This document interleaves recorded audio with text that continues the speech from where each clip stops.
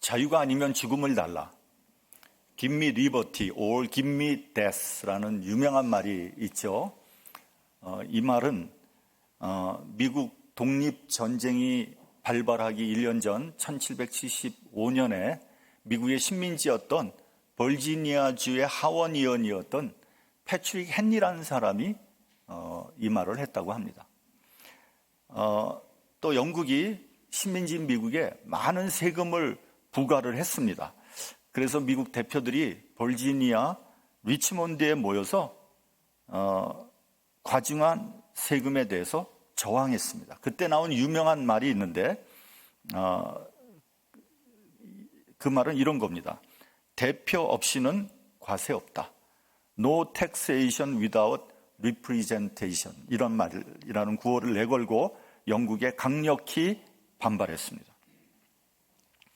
패트릭 헨리라는 사람은 이제는 더 이상 청원과 타협의 시간은 지나갔다. 우리 모두는 무기를 들고 자유를 얻기 위하여 싸울 수밖에 없다고 하면서 자유가 아니면 죽음을 달라 이렇게 외쳤다고 합니다. 이 격렬한 구호는 전 세계에 전파돼서 불란서 대혁명의 구호로도 쓰였다고 합니다. 1945년 우리나라가 해방되면서 미국과 소련이 남북한을 나눠서 신탁 통치를 하기로 결정을 했습니다. 그때 우리 전 국민이 이 신탁 통치를 반대하면서 바로 이 구호를 외쳤다고 합니다. 자유가 아니면 죽음을 달라. 여러분, 인간은 종종 생명보다 자유를 더 중요하게 생각할 때가 있습니다. 노예로 사는 것보다 차라리 죽더라도 자유를 택하겠다 이런 거죠. 여러분, 성경에 나오는 출애굽이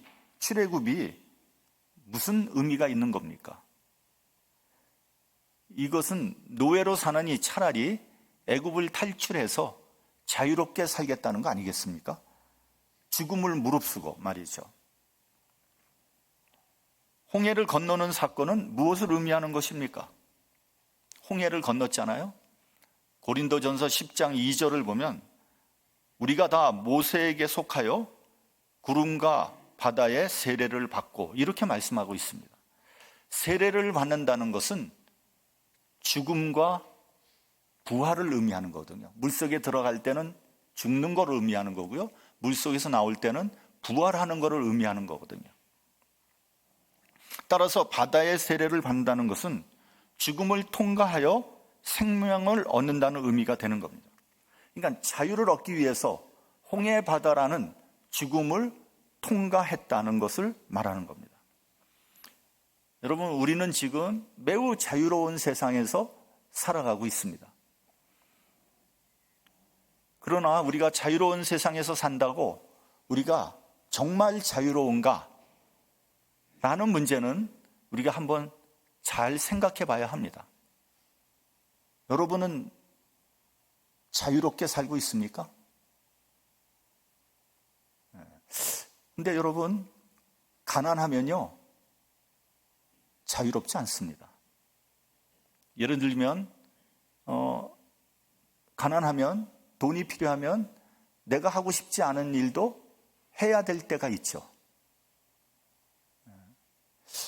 악덕 기업주를 만나면 노예와 같이 일을 하게 될 수도 있습니다.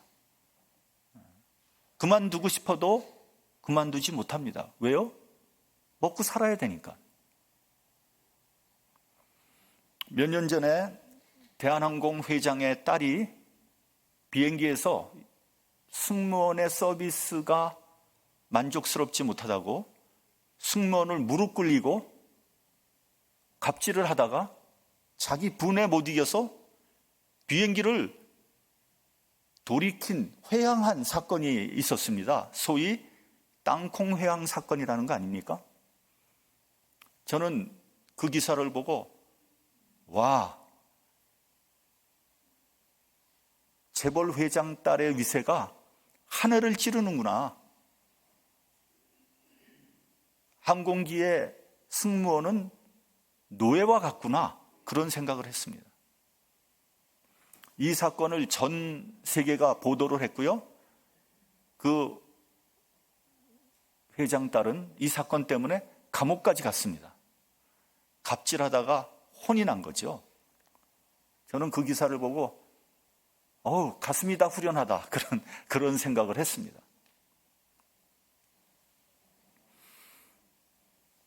여러분, 또 무식하면요 자유롭지 못합니다. 지식이 있는 사람의 도움을 받아야 돼요.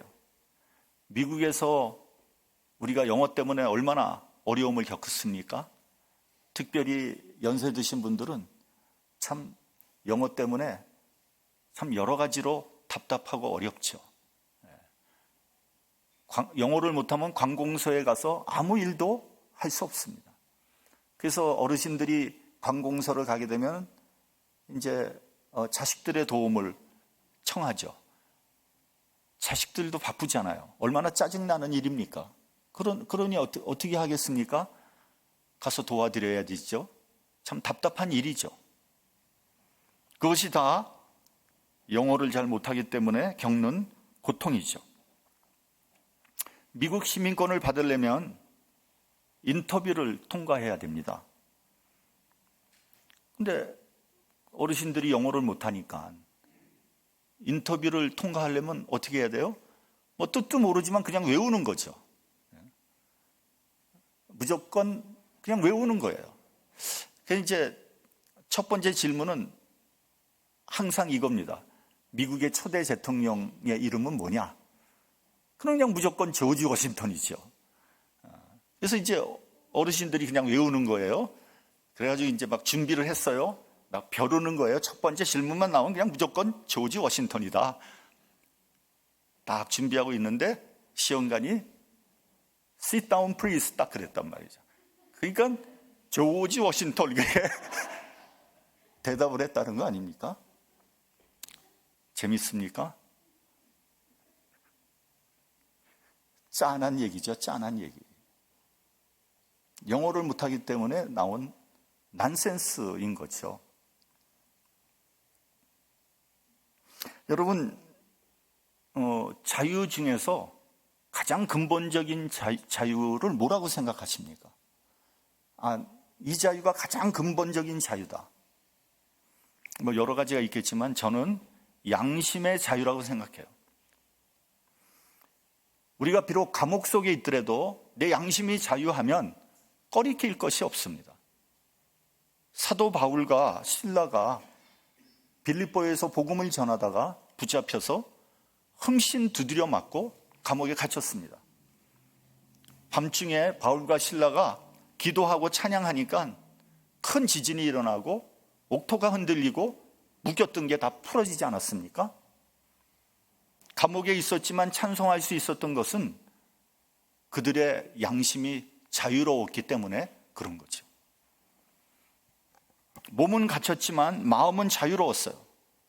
반대로 몸은 자유롭지만 양심에서 자유하지 못하면 마치 창살 없는 감옥에 갇힌 것처럼 답답하고 괴로운 거예요. 여러분, 아무리 부귀영화를 누려도 양심이 자유하지 않으면 자유하지 못한 거예요. 그러므로 돈이나 권세가 있다고 자유로운 것이 아니에요.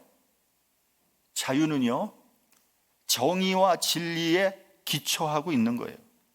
그래서 예수께서 뭐라 그러셨냐면 진리를 알지니 진리가 너희를 자유케 하리라. 그렇게 말씀하셨어요.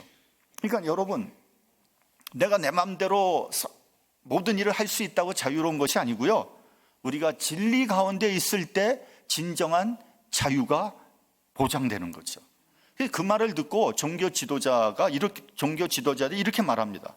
우리가 아브라함의 자손이라 우리가 남의 종이 된 적이 없거늘 어찌하여 우리가 자유케 되리라 하느냐? 그러니까 예수께서 이렇게 대답하십니다. 죄를 범한 자마다 죄의 종이라. 죄를 범한 자마다 죄의 종이라. 그러니까 여러분, 우리 모두는 다 뭐예요? 죄의 종이라는 말이에요. 다시 말하면 마귀의 종이라는 거예요. 여러분은 나는 자유다, 나는 자유롭다, 모든 게 자유다 이렇게 얘기할지 모르지만 여러분들은 지금 죄의 종이에요. 꼼짝 못합니다, 여러분. 마귀가 가지고 있는 권세가 무엇입니까? 우리 본문 2절을 같이 봉독을 하겠습니다. 본문 2절.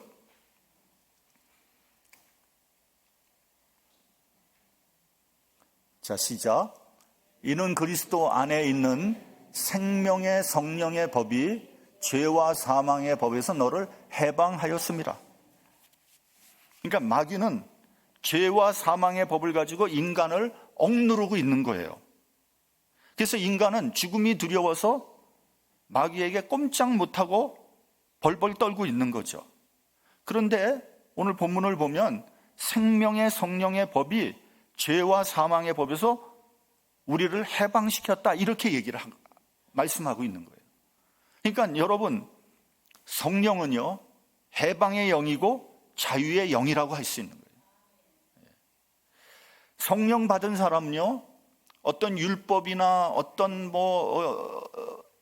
두려움이나 어떤 공포에 속박되지 않은 가장 자유로운 존재예요. 그래서요 여러분, 기독교의 진수는 뭐냐 하면은요, 기독교의 진수는 자유입니다. 자유. 해방, 자유. 죄로부터의 해방, 죄로부터의 자유예요. 우리가 기독교를 믿으면서 바로 이 경지를 알아야 되는 거예요. 예수님 믿고요, 성령을 받게 되면 자유함을 얻게 되는데, 첫째는 두려움에서부터 자유하게 되는 거예요. 양심과 진리의 길을 가기 때문에 어떠한 속박에도 겁내지 않아요. 심지어는 죽음까지도 그 사람을 두렵게 할 수 없어요. 그래서 다윗은 시편 23편에서 이렇게 말하고 있습니다. 내가 사망의 음침한 골짜기를 다닐지라도 해를 두려워하지 않을 것은 주께서 나와 함께 하십니다. 여러분, 이 세상의 모든 두려움은요 하나님, 즉 진리를 떠났기 때문에 나타나는 거예요. 그래서 예수님의 제자들도 성령 받고 난 다음에는 더 이상 두려워하지 않았어요. 왜냐하면 하나님께서 동행하시고 지켜주셨기 때문이에요.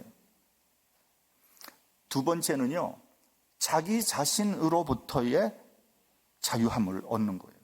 여러분, 세상에서 가장 큰 적은 누군지 아세요?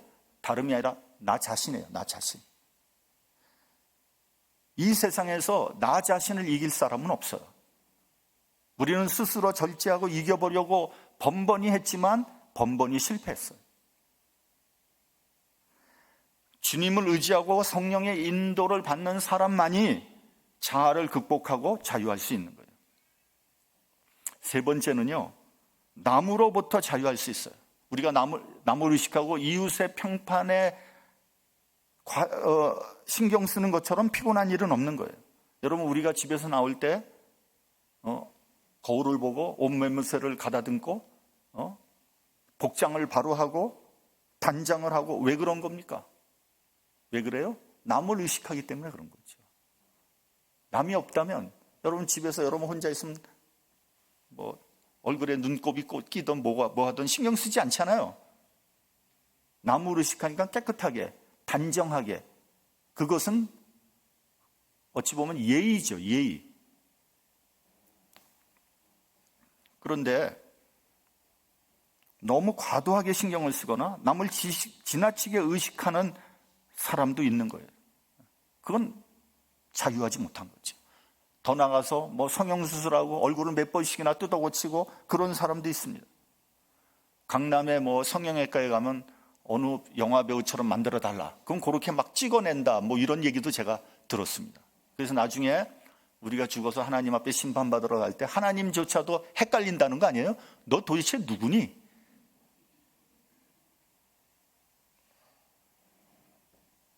그렇다면 여러분, 우린 도대체 누구의 인생을 사는 겁니까?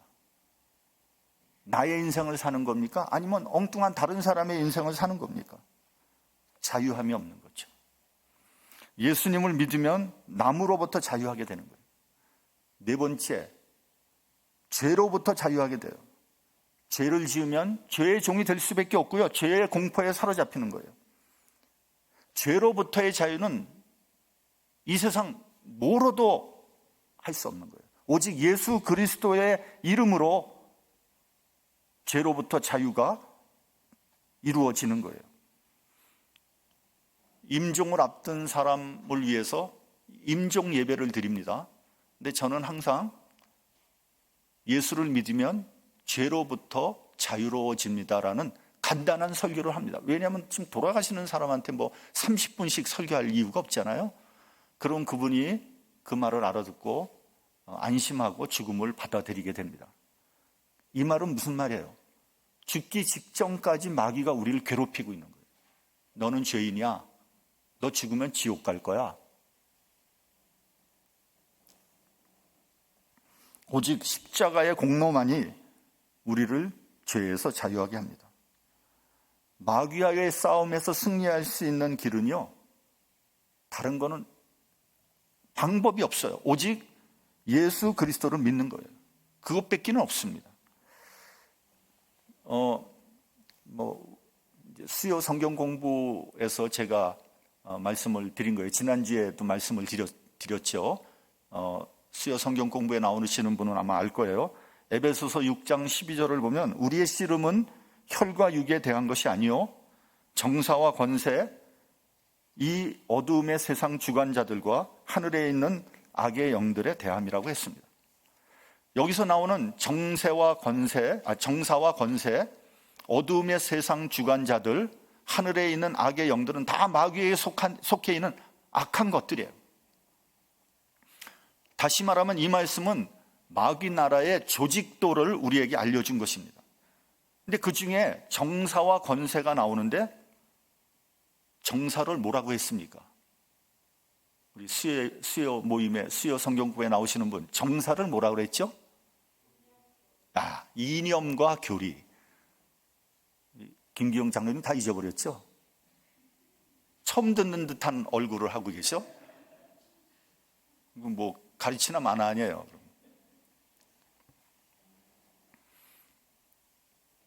그리고 권세는 그 이념과 교리의 권세를 가진 권세자를 의미하는 거예요. 이념이라고 하는 것은 이데올로기예요, 이데올로기. 공산주의, 이슬람 교리 이런 것을 말하는 겁니다. 그러니까 이념과 교리로 사람을 얽매는 거죠. 그러니까 겉으로는 자유한 것 같지만 실상은 자유가 없죠. 여러분 지금 공산주의한테 가가지고 해방, 자유, 이런 얘기 한번 해보세요. 당장 북한에 가서 그런 얘기하면 당장 처단당하죠. 여러분 이슬람에 가가지고 기독교 한번 전파해보세요. 어떻게 되나? 당장 처단되지 않습니까?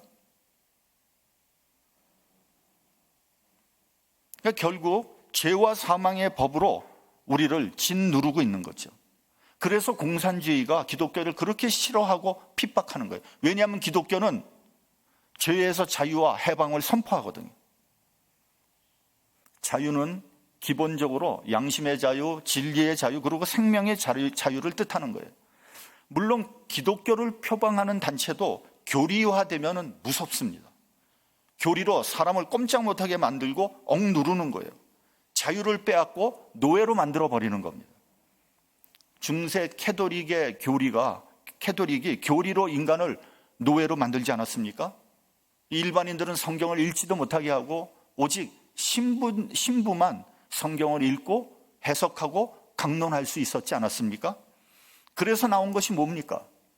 마틴 루터의 종교개혁인 거예요. 여러분 마틴 루터가 종교개혁을 하면서 제일 먼저 한 것이 뭔지 아세요? 성경을 라틴어에서 독일어로 번역한 거예요.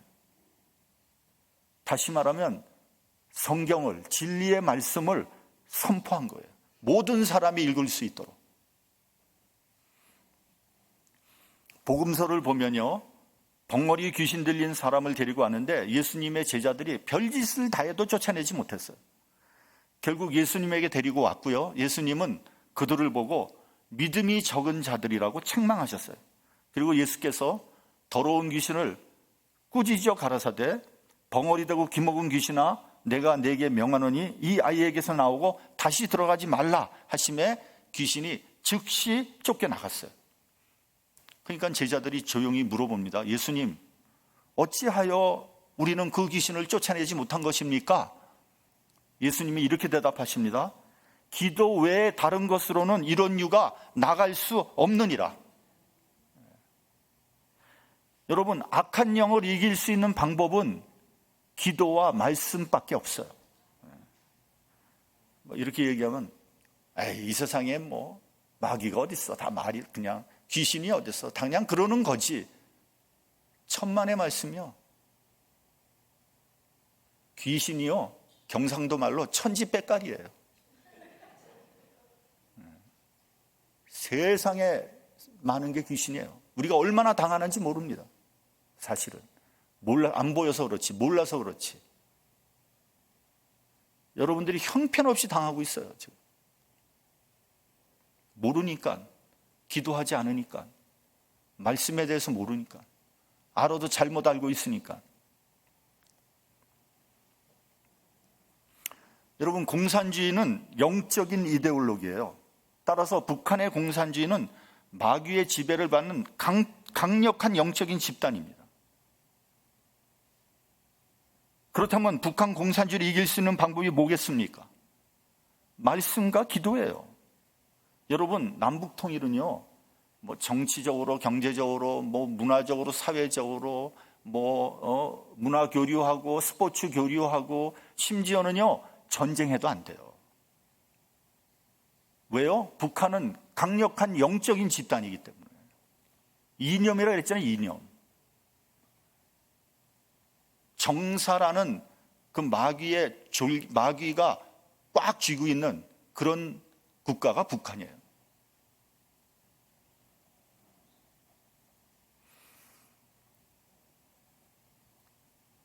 북한을 놓고 먼저 기도해야 되는 거예요. 햇볕 정책한다고 되는 게 아니에요. 강력한 제재를 한다고 해서 되는 게 아니에요. 공산주의의 악한 영을 물리쳐야 돼요.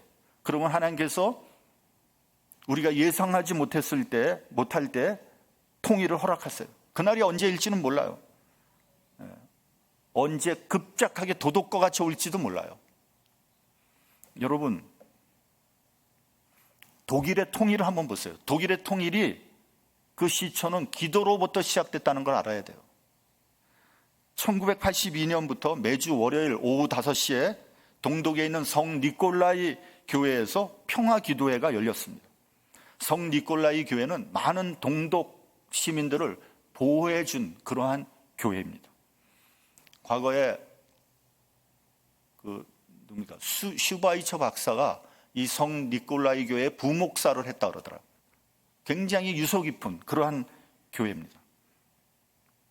그런데 동독의 체제상 이들을 가만히 둘 수는 없었어요. 비밀 경찰의 감시가 날이 갈수록 심화됐는데 서독교회의 지원과 유럽 사회의 압력으로 인해서 그 기도회를 해산시킬 수 없었다는 거예요. 그래서 기도회는 날이 갈수록 사람들이 많이 모여서요. 베를린 장벽이 무너지기 한 달 전에 무려 7만여 명이 모여서 기도했다는 거예요. 독일의 통일을 위해서 7만여 명이 함께 모여서 기도했다고 한번 생각해 보세요. 그 어마어마한 거거든요. 나중에는요, 경찰과 군인들도 그 제지하라고 보낸 경찰과 군인들도 그 기도회에 참여했다는 거예요. 물론 북한의 상황은 많이 다릅니다. 탄압의 강도도 비교할 수 없이 셉니다. 그러나 저는 개인적으로 분위기는 무르익었다고 생각을 해요. 북한이 지금 제2의 고난의 행군이라고 공공연하게 말하고 있고요. 남쪽에는 이미 3만 명 이상의 탈북인들이 내려와 살고 있습니다.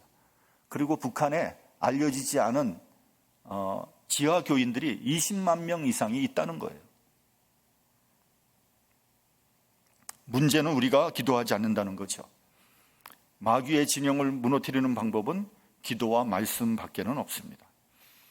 요즘에 한국의 젊은 세대들에게 설문조사를 했다고 합니다. 남북 통일을 원하는가?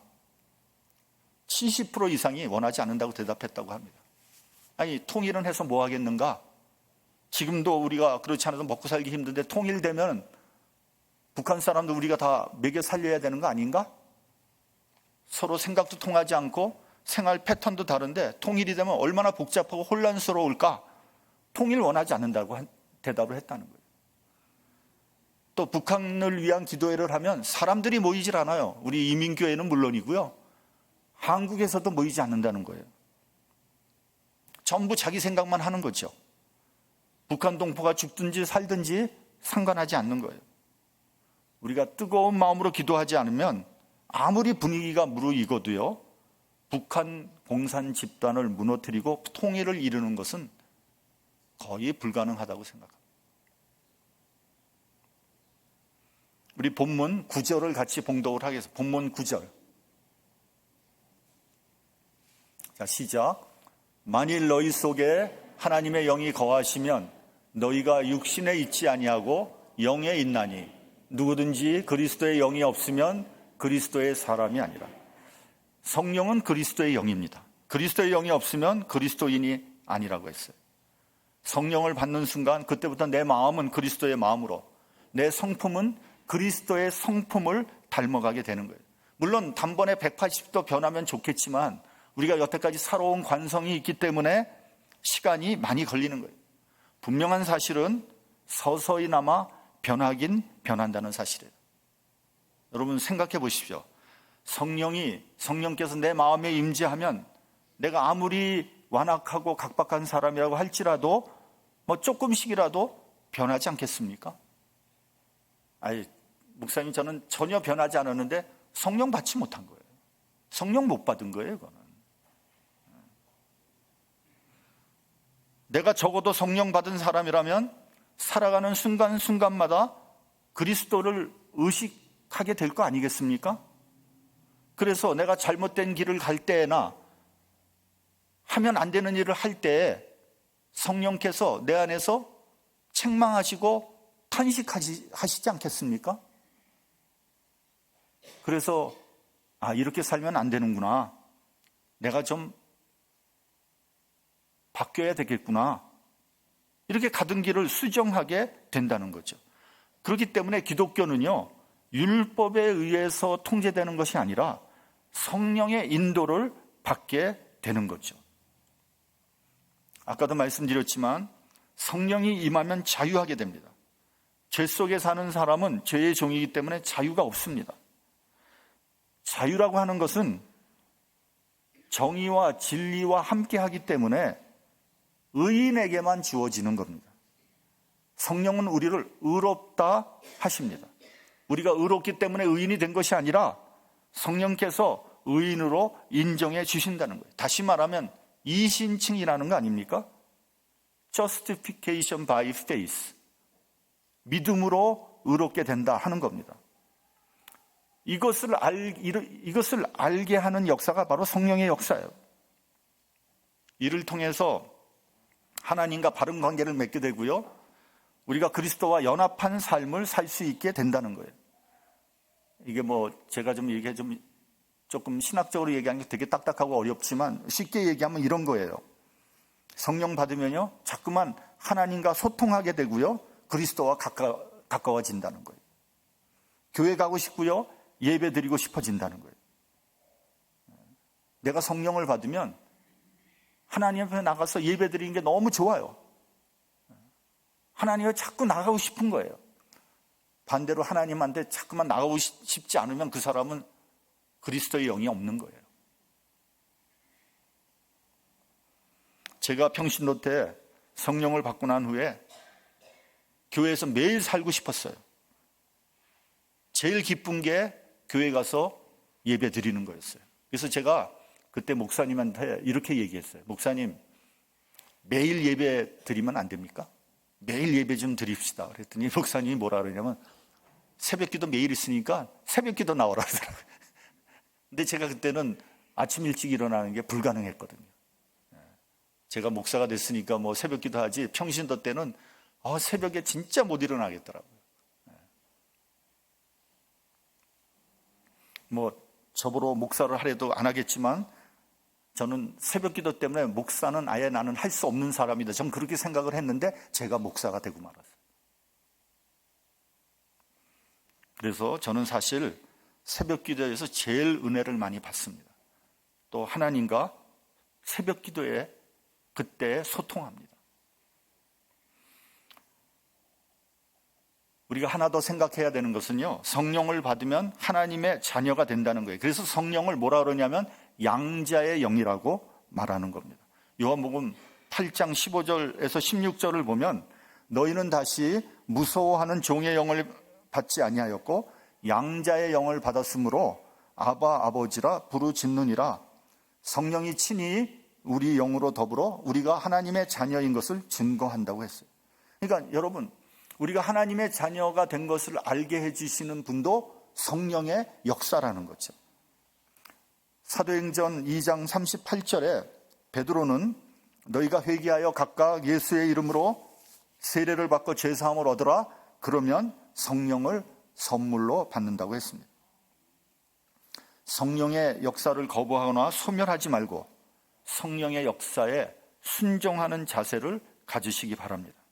성령과 나와의 관계는 인격적인 관계이기 때문에 성령께 순종할 때 더 놀라운, 더 큰 성령의 역사를 경험하게 될 것입니다. 죄로 오염된 세상에서 내게 주신 은혜에 따라 살며 성령의 인도를 충만히 받는 저와 여러분이 되시길 바랍니다.